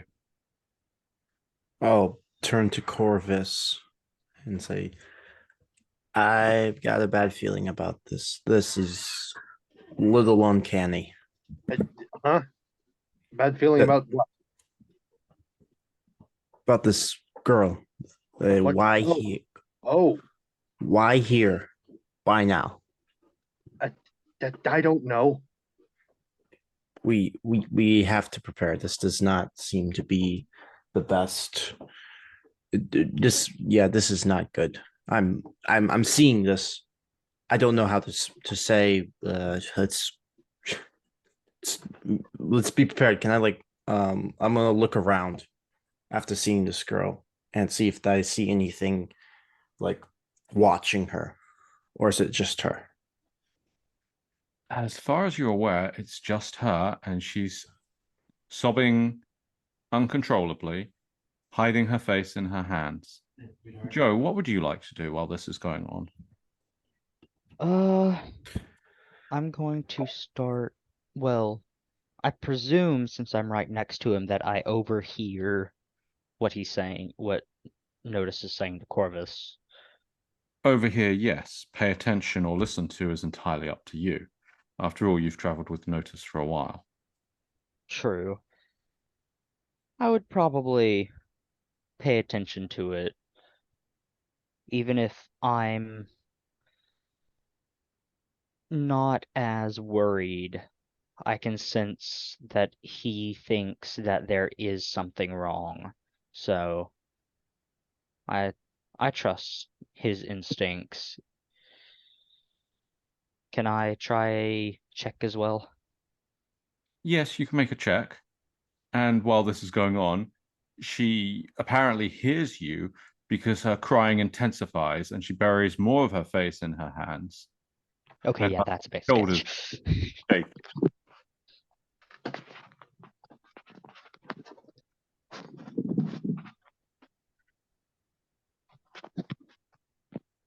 Yeah, that's not a good sign.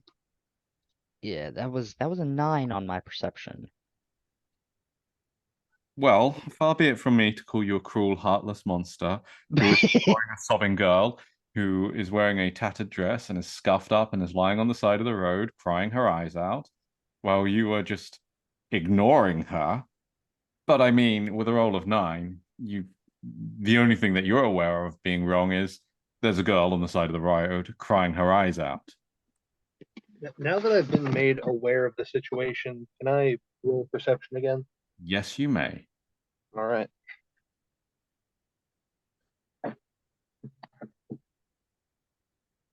Come on, dice.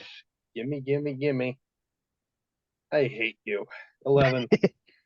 So, Corvus, Yes. with that kind of roll, I'm going to take DM liberty at this point, and you may very well believe, and I'm not telling you what to believe, but you may very well believe that Notus is overreacting, and if there is something wrong, well, he's something of a flighty elf who stood his ground against a dragon and almost got everybody killed, and showed absolutely no sense or reason against the dragon, but against some girl lying in the side of the road, he thinks something's wrong. Well, maybe he hasn't had his morning coffee. You True. don't see anything is wrong.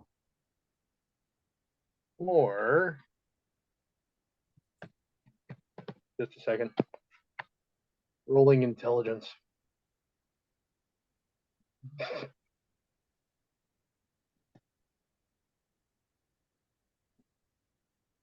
Maybe he's on to something.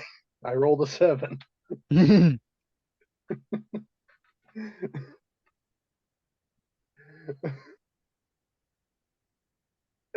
It's funny. Yeah. With a 7, an intelligence roll of 7, I'm not entirely sure which direction to go for you. On the one hand, a high intelligence roll would say, yes, he's absolutely right. I should believe him. And that could be counted as intelligence. Or on the other hand, a low intelligence roll could be, he's right. I believe him against my better judgment.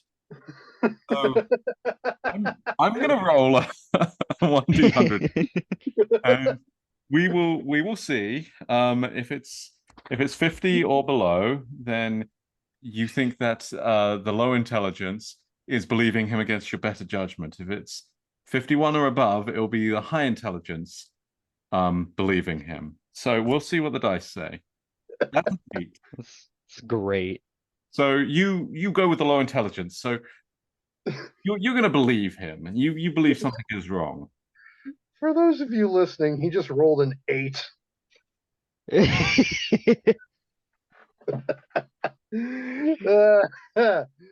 Monty Oh, Python, here we come.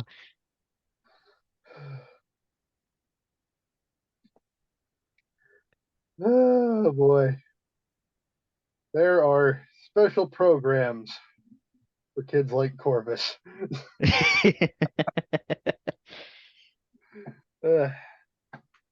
Anyway, what was the So you believe notice that something may very well be wrong, even though you're not sure what. all right?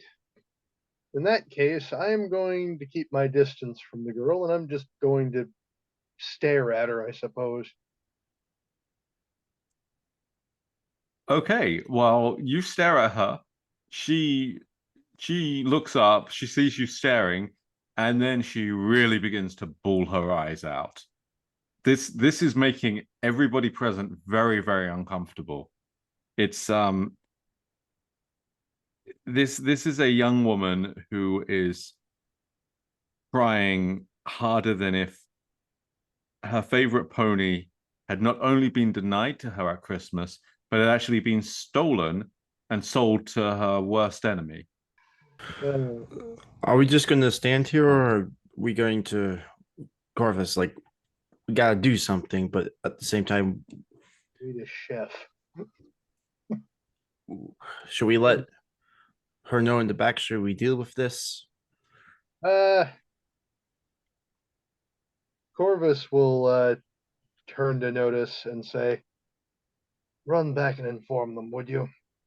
Just by the way, she seems to be completely unarmed. She's carrying no weapons. That means nothing. No, he's got a point. Of course, it means nothing, but I thought it might be a useful fact for you. It's good to know. We are I will- needlessly suspicious of this woman. Doesn't matter whether she's armed or not. Yup. Or maybe we're not needlessly suspicious. Who knows? Maybe it's very needed. Yeah. Mhm. In any case, she's not reacting the way a normal person in distress would. Does she Yeah. appear to be hurt in any way? Other than the scrapes on her shoes and the bruises on her shin and her tattered dress and her scuffed elbows, and the fact that she keeps bawling her eyes out and she's looking at you and then she's crying some more. Okay. Looking at us and crying some more. This woman is the worst actor that I have ever seen. That's exactly what I was thinking. Yeah. This is like watching a very, very bad street performance of a play. Who just cries harder when they see someone looking at them? When is she going to say something? Not even like a help me, just nope. Yeah. If this is a real situation where you are heartless, cold miscreants, Right. This is just awkward. So while this is going on, she is crying even harder. Oh my goodness, how is that possible? Now her whole frame is shuddering. It right. wasn't already? Not Maybe- quite, just her shoulders. She's on the verge of hyperventilating. Someone roll me an insight check, please. Watch this actually be like just a poor chick. Corvus would speak up, actually. Can we help you? Okay, so she looks up finally, and then she starts sniffing, and then she looks and says, "But, my cat!" And she gestures wildly down the road, and then she says, "And Annabelle." And I don't know if you can actually decipher what she's saying or not. I I can't. rolled 11 from insight as she's saying this. Okay, so you're able to make out her words, which are my cart and Annabelle.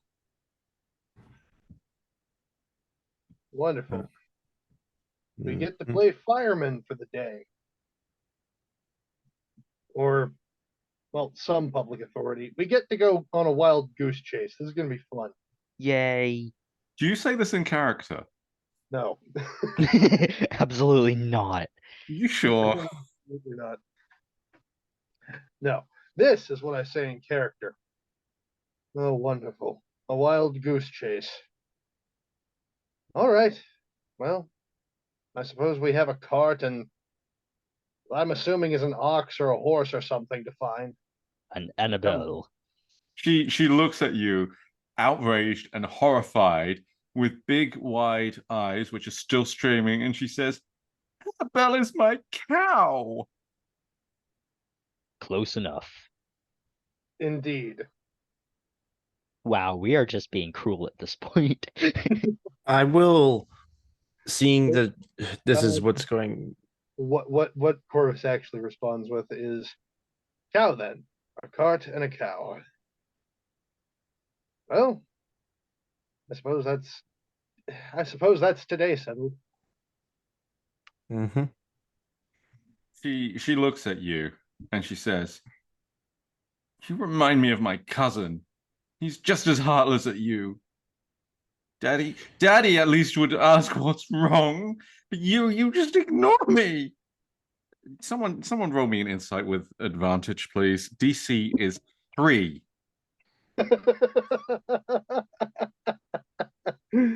Oh man, this is just You know what? awkward. You got this, Notice. No. I want Corvus to roll this. Oh my gosh. Hold on. Let's see what I get for my advantage. 17. Okay. You recognize a spoiled brat when you see one. After all, you're traveling with one. Indeed.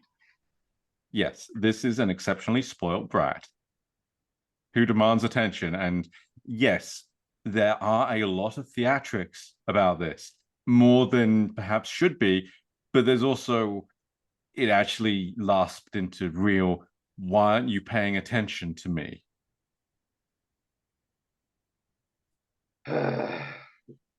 Corvus will put a hand up to his face and rest his fingers on the bridge of his nose, shutting his eyes. All right. Which direction did the cow and the cart go? Just as your DM did right now.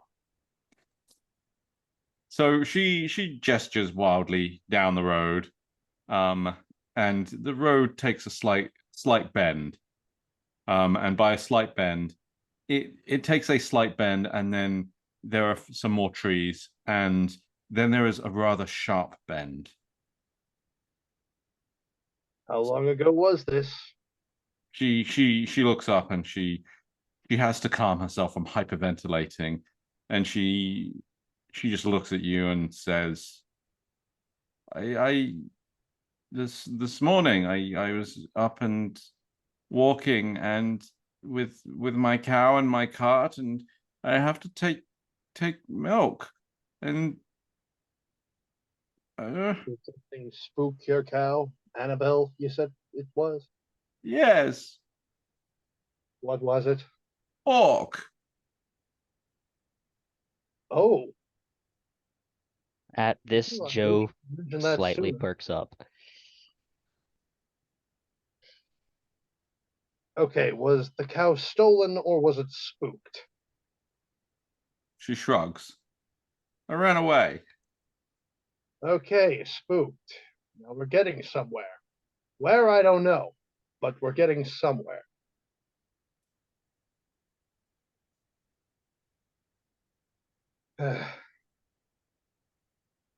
Why have you not provided chase before now exactly? Orc. Fine. What did the orc do exactly? It's an orc. Is that all? Orc. Big muscles. Pennies.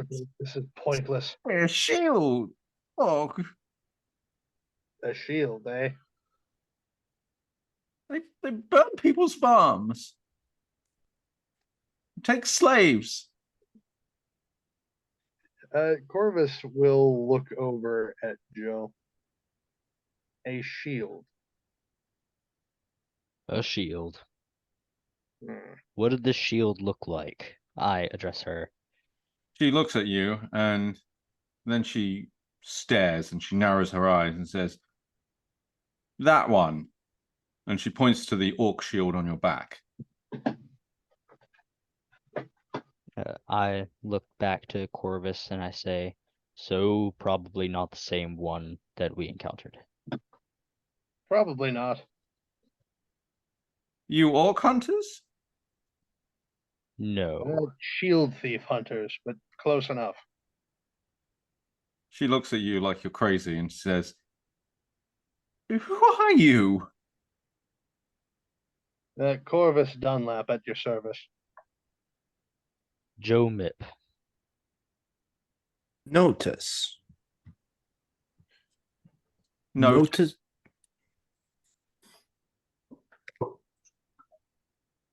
Your parents named you Notice?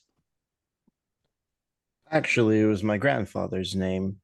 they didn't really have a choice in it. You know, family heir, blood ties, the whole deal. Care, shut up. Okay.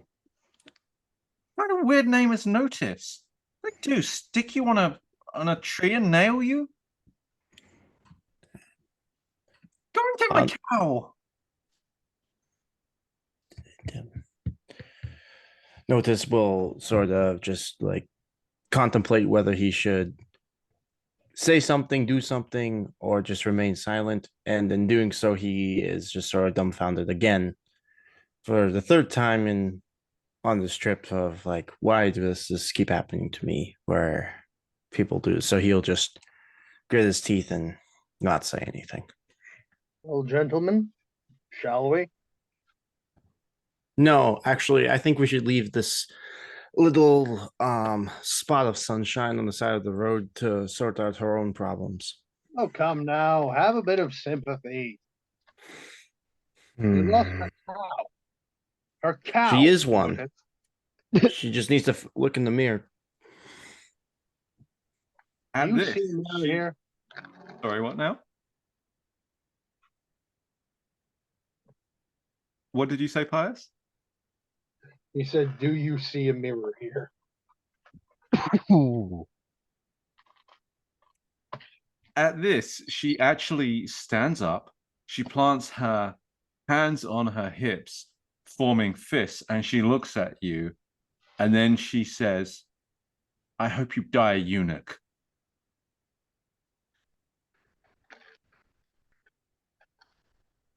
Corvus will clap his hands.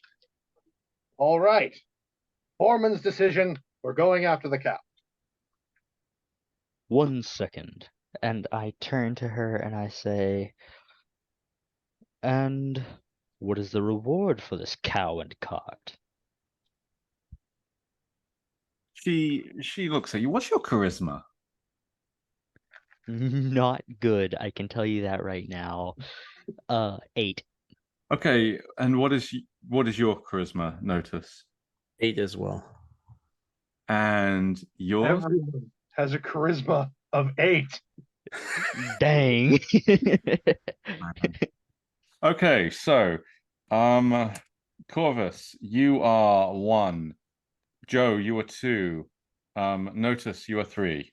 Oh dear. Joe, she walks over to you, and there is an evil glint in her eye that you see right before. You know, aunts and their sloppy kisses, or grandmas and their sloppy kisses. Yeah. Ugh. Yeah, you Yeah. get that on your cheek. And then she whispers into your ear and says, what kind of reward would you like, Sir Knight? I place my finger on her forehead and just kind of push her away. No, And I no. no no no no. Okay, And I assume that a 9 does not surpass your armor class. absolutely no, it doesn't. Okay, so she aims a swift kick at your leg and misses horrendously. Can I trip her instead? Sorry, I can't hear everybody speaking at once. Sorry, what was that, class? And accidentally kicks you in the I was about to suggest that you can definitely trip her. Yeah, can I trip her instead? Make me an athletics check. I will, with great pleasure. I would like to, if this works, try to catch her. Yes. 5, but I'm going to use my Fortune of the Mini on this. Well, let Pius attempt his catch, and then we will see if it's necessary. After all, you may need your fortune of the many for something a little more serious. Yeah. True, but Do not- pettiness is more serious than anything, don't you think? No, it isn't. Don't waste your stuff, man. Okay. Yeah, you're right. Final warning: Survivor Edition, masochist. You're right. Okay, so she trips, and Corvus, you gallantly catch her. With a 16, you are the very image of the romantic knight in shining armor, and you catch her with one hand on her back, the other right behind her knees, and you scoop her up, and she throws her arms around you, and then she gives you a genuine kiss on the cheek and flutters her eyelashes at you. Corvus looks half proud of himself, half like he wants to die inside. Understandable. I He will plaster on a smile, however, and gently allow her to her feet. And she clings to your arm with both of her hands the whole time.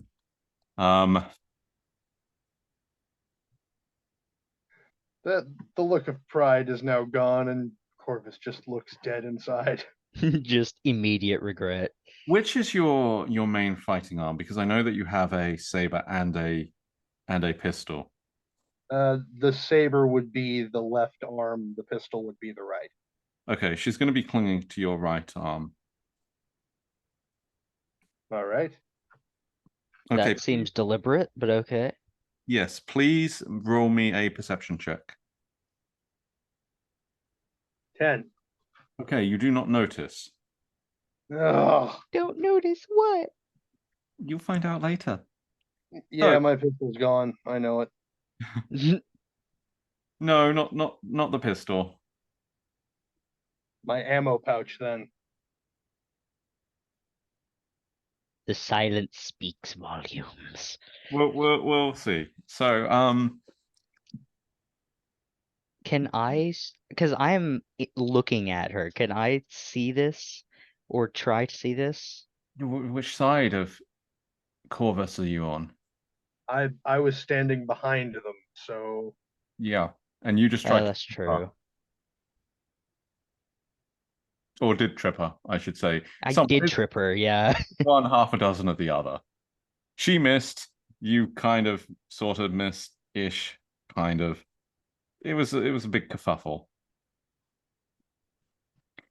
Anyway, so you three continue, and you continue round the slight bend, and she's pressing her shoulder against your shoulder the whole time, Pius. at this point, Corvus is getting suspicious and will begin checking his pockets. You haven't found anything taken. All right. So do you guys continue slowly or quickly? How are you going? Go You ahead, Pius. first, Isaac, and then you, Pius. All right. Oh, okay. Well, I'm going to give her a lesson in consent. So I'll be lecturing her as we walk. I want you to roleplay this in character, please. As soon as Pius says what Corvus is doing. Corvus is walking quickly, hoping that she'll lose her grip and fall behind. Well, in fact, that's exactly what happens. She trips up over her ankles and falls face down, face planting, and cries out, "Ow!" You should watch where your feet are going. She looks at you stubbornly and she says, you shouldn't walk so quickly. Apologies. What are you doing, Notice? Brooding, trying to come up with a clever insult. Taking you a while, huh? It is. I wish I could roll for this, but that would take the play out of RPG. Oh, yes. Okay, so Isaac, what is the lecture about consent? Oh my goodness. You're really gonna make me do this, huh? Oh yeah. Yeah, Oh, absolutely. of course. You do so love to torture me, apparently. Guess it is Masochist edition, so. Well, I will be looking at her, and as I walk, just glancing at her every once in a while, but talking to her and saying, "Yeah, that wasn't okay for you to just kiss me like that. I know. First of all, I did not consent to that. That's a word. No means no. Learn it." She looks at you and she retorts, having scrambled up to her feet, and says, "You asked for a reward. I thought that all gallant knights wanted to be kissed by the fair maiden. Not like I used this," and she sticks her tongue out at you. "It was this," and she points to her lips, and then she points to your cheek and says, "And you haven't washed. You're disgusting, and you never said no. Don't seduce young women if you don't want them to kiss you, you jerk." We are Ask not frickin- gallant knights. We're low rent mercenaries. She looks at you and says, "Mercenaries?" Eh. In the technical sense, I suppose. Oh, We're hirelings. I'll put it so that I should have just paid you? Yes. Then she looks way. at you and says, "What kind of mercenary isn't interested in a girl?" And then she looks over at Notice, and then she looks back at you. And then she looks over at Notice, and then she looks back at you. And then she says, "Are you going to get my cow back or not?" Yes. So you round the bend, and there you see an abandoned cart, and nearby you see a cow grazing. Everybody roll me perception, please.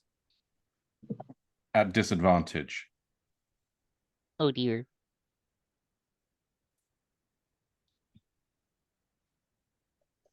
$11. 7. 3 or 5. Okay, so with that, you do not see the ambush you have just walked into. Wonderful. Don't. Wonderful. And this is where we are going to end the session. I'm Next stabbing time, her first, lady or not. next time, we will begin with the ambush. So thank you for watching. I hope you guys had fun. Remember to like, comment, and subscribe. And thank you guys for playing. And we will see you next time on Lost Mines Abridged. Survivor Huzzah. Masochist.